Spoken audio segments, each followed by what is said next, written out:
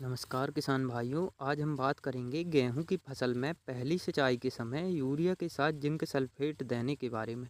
यह एक बहुत ही महत्वपूर्ण टिप है जो आपकी फसल की ग्रोथ को दोगुना कर सकती है।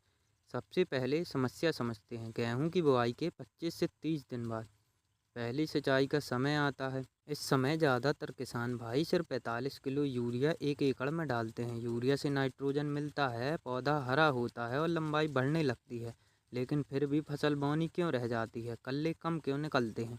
फुटाव कमज़ोर क्यों रहता है? जवाब है जिंक की कमी। भारत की अधिकांश मिट्टियों में जिंक की भारी कमी पाई जाती है। जिंक न मिलने पर NPK उर्वरक भी पूरा असर नहीं दिखाती, पौधा छोटा रह जाता है, ऊंचाई नहीं पकड़ पाता। जिंक सल्फेट का सबसे अच्छा समय बुआई के समय ही होता है, बेसल डोज में।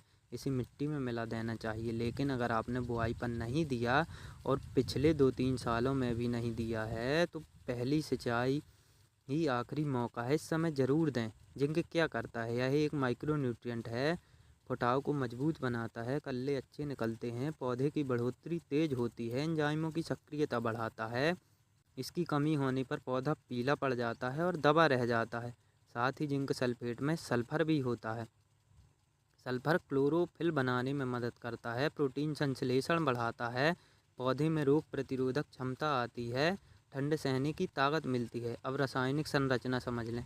33% जिंक सल्फेट में 33% जिंक और 15% सल्फर होता है।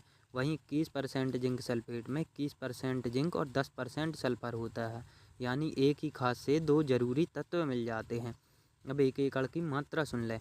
हमें 1 एकड़ के लिए यूरिया 45 किलो और जिंक सल्फेट लगभग 5 से 6 किलो, 33% वाला या 21% वाला 10 किलो, इन दोनों को अच्छे से मिक्स कर लें। अगर मिट्टी में जिंक की कमी के लक्षण दिख रहे हैं, जैसे पौधा पीला पड़ना या छोटे कल्ले, तो ज़रूर इस्तेमाल करें। मिट्टी का टेस्ट करवाना सबसे अच्छा है। अब सबसे महत्वपूर्ण सही तरीका। कई किसान भाई सोचते हैं कि पानी पहले देंगे तो खाद नीचे चली जाएगी, लीचिंग हो जाएगी। लेकिन सही तरीका यह है, पहले खेत में खाद को समान रूप से फैला दें, फिर हल्का पानी लगाएं। स्प्रिंकलर इरिगेशन हो तो सबसे बेहतर है। ज़्यादा गहरा पानी ना लगाएं क्योंकि जड़ें अभी छोटी हैं। हल्की सिंचाई से खाद पानी के साथ जड़ तक पहुंच जाएगी।